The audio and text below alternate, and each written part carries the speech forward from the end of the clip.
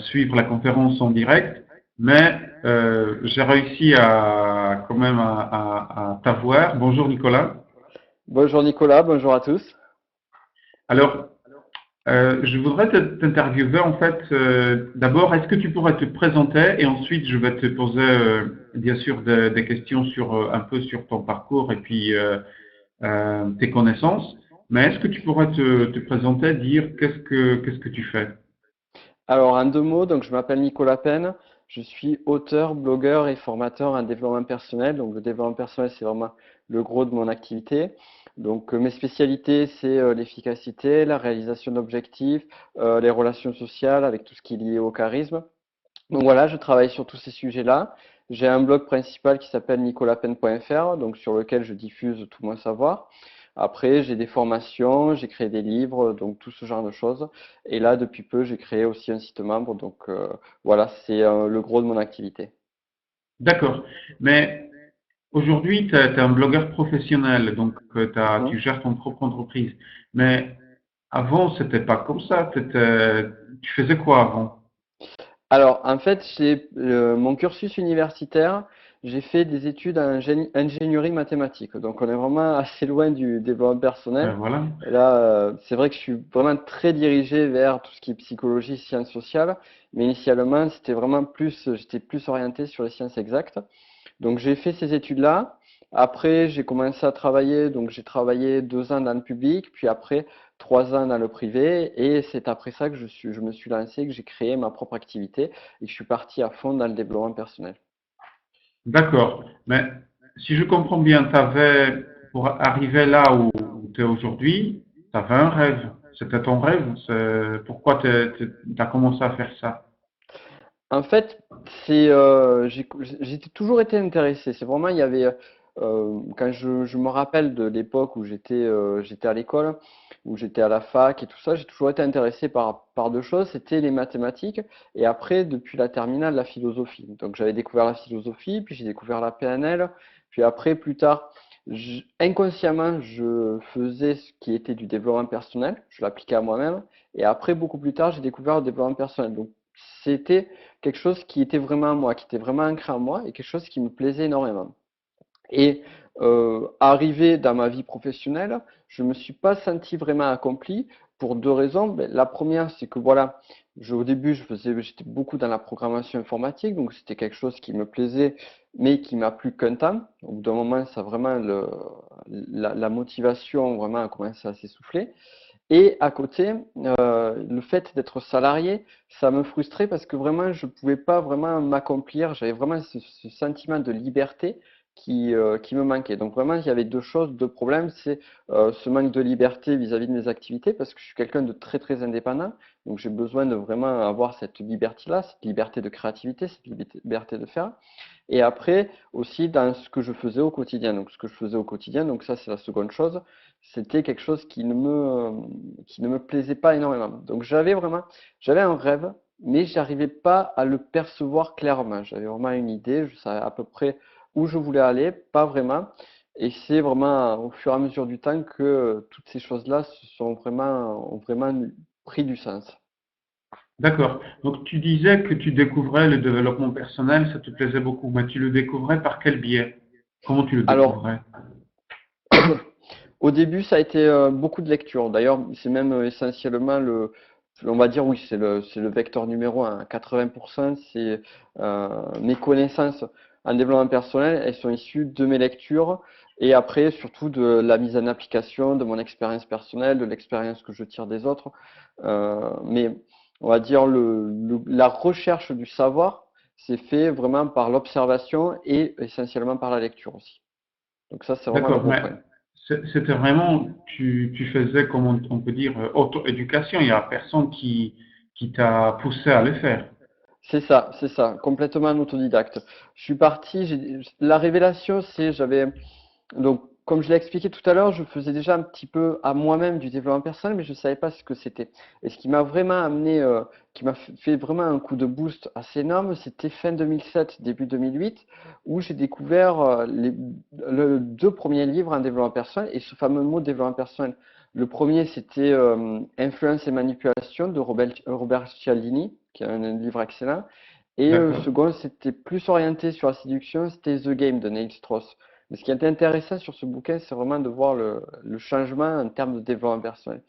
Et ces deux bouquins m'ont fait découvrir un univers et m'ont fait dire waouh, il y a des trucs vraiment géniaux. Et c'est de là que j'ai commencé vraiment à m'intéresser, à lire d'autres bouquins qui m'ont vraiment ouvert les yeux sur beaucoup de choses.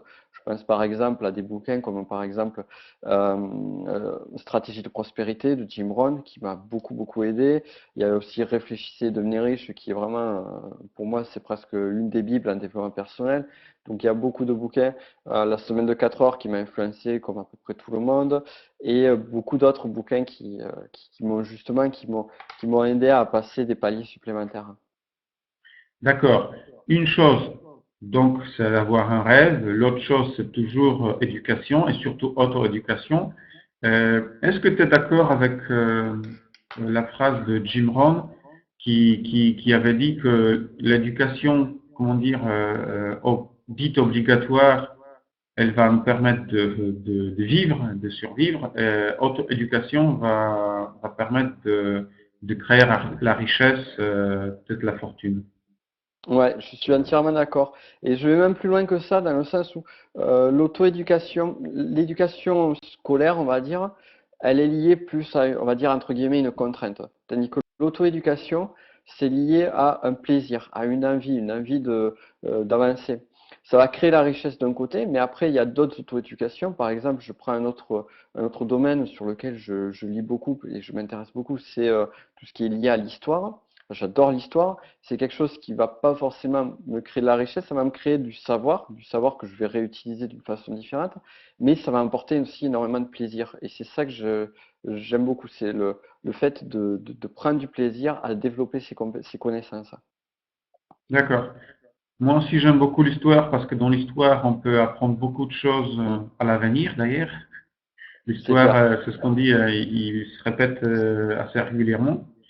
Mais Mais ok, vraiment. donc avoir des rêves, une chose, l'éducation, une chose, mais après, comment faire? Comment t'as fait? Il faut la mise en œuvre. Comment t'as fait? Tout à fait. Alors juste pour dire le rêve et l'éducation, ce qui est intéressant aussi de voir, c'est que le rêve, par l'éducation, m'a permis de définir plus clairement le rêve. C'est-à-dire que au début, j'avais, comme je l'ai expliqué tout à l'heure, j'avais une image floue. Après, en m'éduquant, en essayant de voir ce qui se faisait, comment on pouvait faire, quelles étaient les possibilités, qu'est-ce qui s'ouvrait à moi, j'ai pu vraiment avoir un plan, une idée du plan concret de ce que je voulais faire. Et c'est là qu'on arrive à la mise en œuvre. La mise en œuvre, ça a été quoi? Ça a été vraiment agir, commencer à agir concrètement pour mettre en place ce rêve en question. Et puis surtout, définir l'avenir, définir quel va être mon avenir. Donc, d'un côté, il y a définir qu'est-ce que je vais faire, qu'est-ce que je veux devenir, et après faire les petites étapes, franchir chaque étape qui vont m'amener jusqu'à cette réalisation d'objectifs. Donc moi, c'était l'indépendance, je voulais devenir indépendant, je voulais pouvoir vivre de ma passion. Et la mise en œuvre, elle s'est fait comment? Ça s'est pas fait du jour au lendemain, ça a commencé par justement créer. J'avais un blog qui existait déjà, qui a été créé au départ par le rêve et par l'éducation. Et tu l'as créé Euh, en quelle année?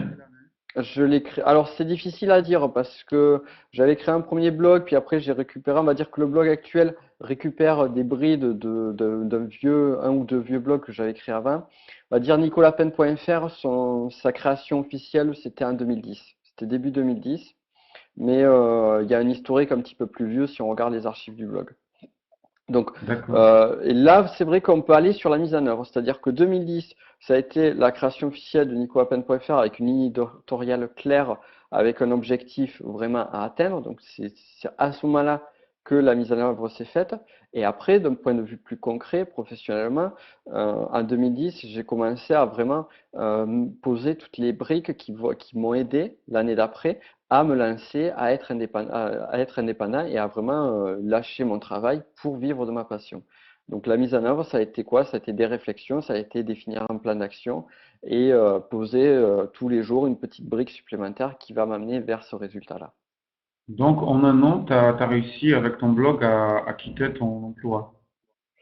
En un an, j'ai réussi à quitter mon emploi. Après, pour vivre de ce blog-là, ça a pris un petit peu plus longtemps. Parce que je savais très bien que le jour où j'allais quitter mon emploi, j'allais pas pouvoir en vivre de suite, je gagnais pas suffisamment.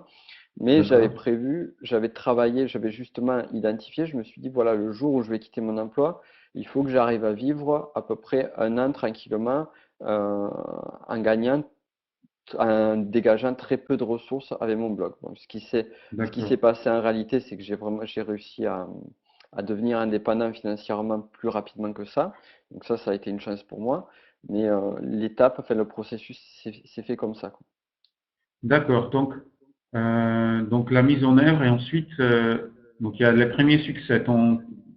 C'était quoi ton premier succès? Enfin, je pense que souvent, les premiers résultats qu'on voit, c'est gagner dans ton cas, c'est gagner par l'Internet. Tu te rappelles Oui. la première fois que tu as gagné sur l'argent sur l'Internet? Alors, je me rappelle pas exactement. On va dire que c'était des petites sommes, donc c'était vraiment pas Mhm. significatif. Je vais pas parler de mon premier succès, mais je vais parler plutôt de mon premier échec, D'accord. justement en gagnant de l'argent par Internet. Mon premier échec qui plus tard s'est révélé devenir un succès. Ça a été la création de mon premier livre. Donc j'avais écrit mon premier livre qui s'appelle Soyez original, donc qui était dédié à tout ce qui est la timidité, le regard de l'autre, vraiment la confiance en soi, s'affranchir du jugement des autres. Donc c'était la thématique de ce livre. J'y ai passé énormément de temps. Il m'a fallu 2 mois pour écrire le bouquin et pour le sortir. Et quand je dis 2 mois, vraiment, j'ai passé beaucoup de temps sur chacune des journées de travail. J'ai sorti le livre et ça a été un flop. On va dire que la période du lancement, les 3-4 premiers jours, ça a été vraiment un flop. Moi, j'étais assez désespéré. J'avais vraiment le moral au plus bas. Heureusement, j'ai une capacité de résilience qui est assez forte, donc du coup, j'ai réussi à me remettre d'aplomb. Et cet échec m'a aidé justement à développer le succès plus tard. Je me suis dit, ok, bon, j'ai sorti ça, j'ai fait un échec. Qu'est-ce qui s'est passé? Pourquoi j'ai fait un échec? Quelles sont les raisons? Qu'est-ce que je peux modifier? Et comment je peux faire pour ne pas recréer ces erreurs et pour justement transformer ça en succès? Alors j'ai vraiment travaillé là-dessus, j'ai vraiment regardé un petit peu toutes les erreurs que j'avais faites. Et je me suis rendu compte, et là on va en venir justement à l'acquisition de savoir, c'est que j'avais des compétences très faibles en tout ce qui est web marketing. Je ne savais pas vendre mes produits. Donc, en ayant identifié ça, je me suis dit, voilà, il faut que je trouve une solution, il faut que j'arrive à réparer ça. Donc, ce que j'ai fait, c'est que j'ai commencé à, justement, à m'auto-former, à essayer de développer, justement, mes compétences sur le marketing. Et j'ai commencé à vraiment identifier, donc, toutes les erreurs que j'avais faites, comment je pouvais arriver à pallier ces erreurs, donc, comment je pouvais les pallier. Il y avait certaines erreurs, je pouvais le faire directement. D'autres erreurs, j'avais pas suffisamment de recul. Donc, c'est pour ça que j'ai continué à me former et c'est de ce premier échec qui plus tard est devenu un succès parce que justement j'ai compris mes erreurs et j'ai réussi à faire en sorte que la vente de ce bouquin devienne un succès par la suite, même si le lancement est un échec. Et ainsi de suite, je suis arrivé jusqu'à d'autres petits succès qui m'ont aidé après derrière. Après, l'autre, su- le second bouquin que j'ai sorti qui était Objectif Lune, ça s'est passé à peu près 6 mois après, ça a été un véritable succès lors de la sortie. Et là, vraiment, D'accord. ça a été ça. Donc d'un côté la mise en œuvre, et là sur la route du premier succès, tu te rends compte qu'il te faut une nouvelle portion du savoir pratique. En l'occurrence, Exactement, c'était le marketing Internet. exactement, c'est exactement ça. Et en fait, ma courbe d'apprentissage de savoir et de lecture, ça s'identifie aussi sur les bouquins que j'ai lus, c'est que au départ, donc je me suis beaucoup intéressé au développement personnel.